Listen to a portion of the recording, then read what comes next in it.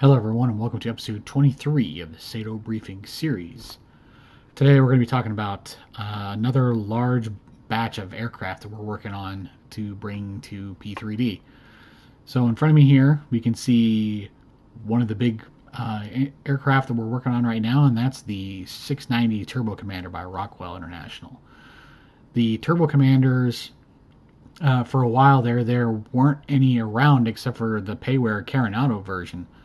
And anybody who's maybe been in the sim community for a little while, they maybe remember the Venenoves Turbo Commander. I hope I'm saying that correctly. But that group of individuals developed this version you see in front of me here for FS9, I believe it was. I think I had it back when I first started flying in FS9 too. So it's been around for a little while. So up until recently, there weren't any other versions of it except for the payware version that I'm aware of. And I believe there's a few Twin Commander variants that are just the typical piston-powered versions, which are like the Shrike Commander and Shrike or Commander 680, which are all Twin Commanders, but they're not the turbine-powered ones. Um, this one was taken by George Arana over at Eagle Rotorcraft, and he did a significant amount of updates to this thing to get it to P3D standards. So he took and made it so that it functioned properly in P3D. He added PBR to it and then gave it to me, and I've done a few other much more minor tweaks to it. So I've only done things like added some wing landing lights, tweak some more external lighting for them to make it a little bit nicer to look at on the outside at night or in low light conditions. Then I did a series of repaints for firefighting aircraft, as you can see here, one of them. And I changed some, like I said, some more other minor tweaks like contact points for landing gear and a few other small details. Overall, this airplane remains largely unchanged from when they first released it, which is saying something considering that FS9 was released in 2004, and I think these came out in 2005. So it's pretty amazing that this aircraft not only looks as good as it does for being that old, but here it is, in 2024, and we can fly it around in P3D with all of the updated cosmetics and things like that on it. So this version, I've also added a few different texture mapped versions of this, and largely I did that specifically for the firefighting versions because some of them you're able there, or I shouldn't say they're able there. The bottoms have text on font on them that indicate their air attack numbers or a banner of some type underneath the belly. And the way these were mapped, however many years ago, didn't really allow for you to make that happen without it being a super big pain. And all the experiments I did with it, it didn't really look very sharp and it didn't look very nice. So what I did was I took the entire belly of the Turbo Commander and I remapped it so that you could put a banner across the bottom of it and it'd be nice, crisp, and easy to do. So I did that with both versions of the Turbo Commander that this is going to come with. So this is the winglet version, and then there's just the regular straight conventional wing. So each of those will have that different belly mapped version. So at least there's going to be that bit. Plus then the original regular map one, which will be included, obviously. The other good thing is that these maps haven't been changed at all, except for the belly map for the that I did. That means that all the other paints that came out however many years ago for this can still be applied to this, and it still worked just fine. So any of your old Turbo Commander liveries from the Venenoves group commander will still work on this updated one, as far as I'm aware. So that's good news. Now, since these are going to be used for like an overhead type of aircraft and firefighting, an air attack, bird dog, or even a lead plane, there's not really any modifications that were done to these except for the addition of a smoke generator. So anybody who's maybe going to be flying these in a typical civilian general aviation role or in a virtual airline or whatnot else, there's nothing done to these that would hamper those types of operations with it, since it's still not been modified like an air tanker would be. This just has the smoke generator, which doesn't affect its performance or anything like that. And none of that was even tweaked with these at all either. It's exactly how it came. So that's another cool option for anybody who's not going to be using them for firefighting. You just want to fly it around, or use them in your virtual airline, or what have you. You can still use it without any type of issue. So then the other aircraft I'm going to talk about, since I'm talking about the Villeneuve group, is their Cessna Citation 2. I'm also working on bringing that as well, because it's also used as a lead platform in aerial firefighting, and that'll be the same. It'll be the same essentially setup as this Turbo Commander is. You can use it as a civilian aircraft or whatnot else. It'll just come with a bunch of fire-related repaints, and then it'll become with a blank white version that you can repaint. Same with these. These Turbo Commanders will come with the same thing. So that jet, the Cessna Citation, will come a little bit later, because right now I've got two other airplanes that I'm working on. Those being the KBT P3 Orion and the Convair CV-580. So I can go ahead and jump into those prototypes and show those to you as well. Okay, so here's a little bit of an update. As we can see here, this is the KBT P3A Orion, also known in this particular configuration as the P3A Aerostar, that was specifically modified by Aero Union in the 90s with a 3,000 gallon retardant tank. And then all the other non-essential old patrol, submarine, anti-submarine equipment, everything was removed from these. Made them an ideal firefighting platform. But the KBT P3s have been around for a long time. And, they're starting to get a little dated, so I did take them and updated them, gave them the full bump mat update, 4K textures, completely redid the textures, added PBR to them, and a few other small cosmetic things that need to be touched up that I noticed over the years and when I was looking at them. So a lot of this stuff on these P3s didn't have to be changed because KBT did a fantastic job with them back when they first came out. And all I've done, like I said, is update the cosmetics to, breathe a little bit extra life into them. And as you can see, I mean, they look freaking amazing, I think, in my opinion. So, and like I said, all I did was just update a few things on it, and it looks great. So these are going to come with a ton of liveries. The Turbo Commanders I'm doing, there's going to be 11 firefighting related repaints for those. These, they'll have 23. So, and since Aero Union converted 10 of these P3As, or 9 P3As and 1 P3B, so 10 in total, they, like I said, they've been around for a while, so they've served in different changes to the livery. Most of the liveries haven't changed much, and I mean, the Aero Union livery is kind of iconic with the P3 and some of their other aircraft, so I think that's probably why, even though they've been operated by Airstrike, here as an example, they never really changed the livery on these.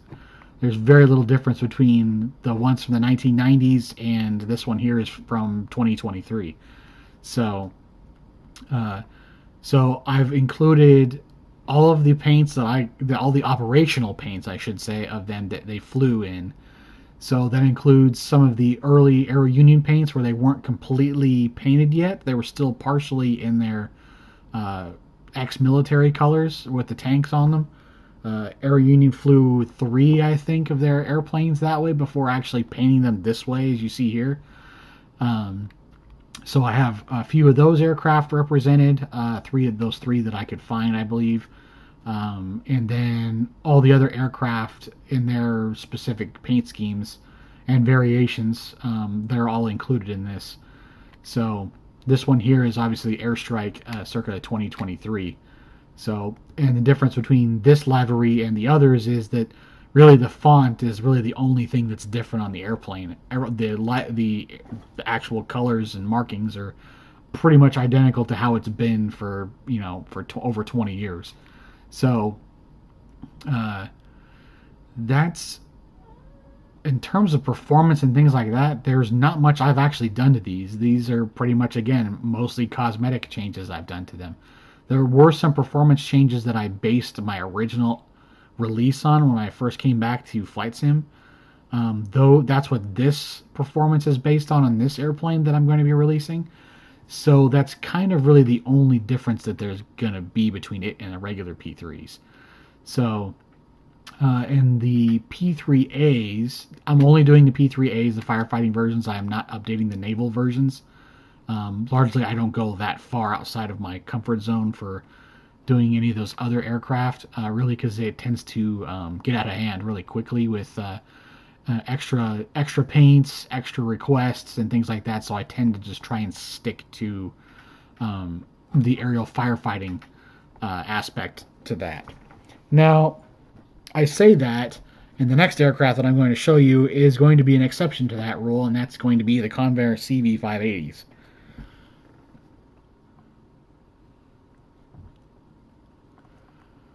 So, as we can see here, this is a Convair CV-580. Now, the 580s are kind of an older airplane. They've been around since the 50s, and they were originally the Convair 340 and 440, which had a radial engine. And over the years, they took the old radials off and swapped them with variants of the Allison T56, the same engine that's on the P3 Orion and the uh, L188 Electra.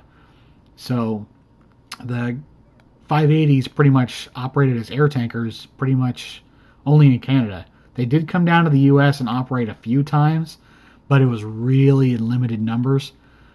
But primarily they operated in Canada. Now, the 580 in general, though, has been used all over the world in cargo and passenger configurations.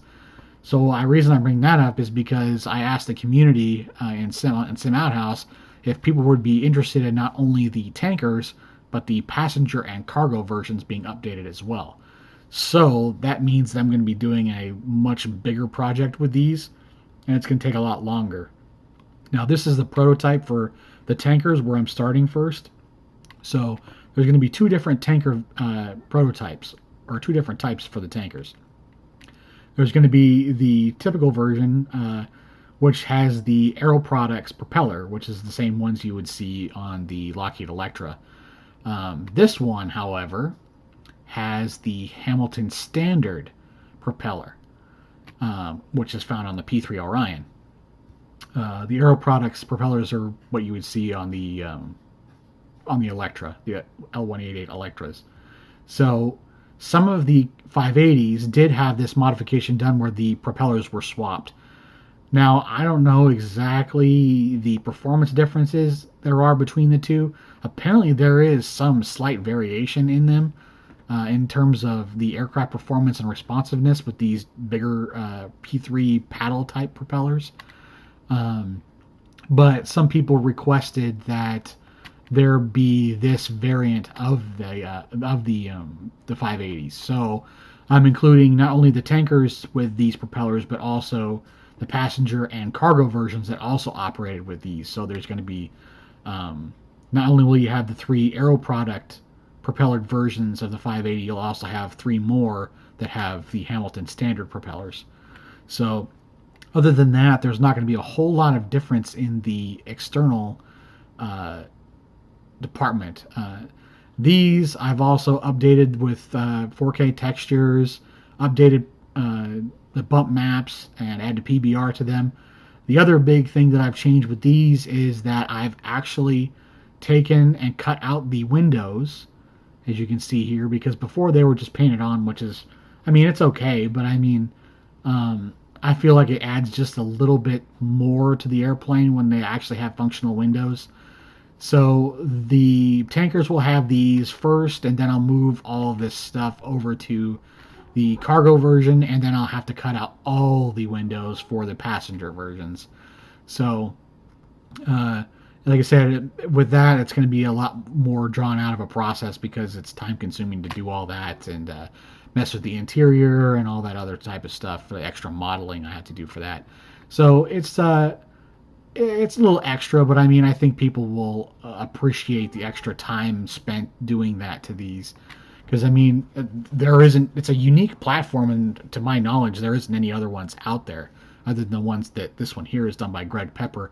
I believe there's some other freeware ones that are around, but I think they actually might be based off of this model too. So um, I might not be correct in that, but I think that's how that might have evolved from this airplane, or maybe not.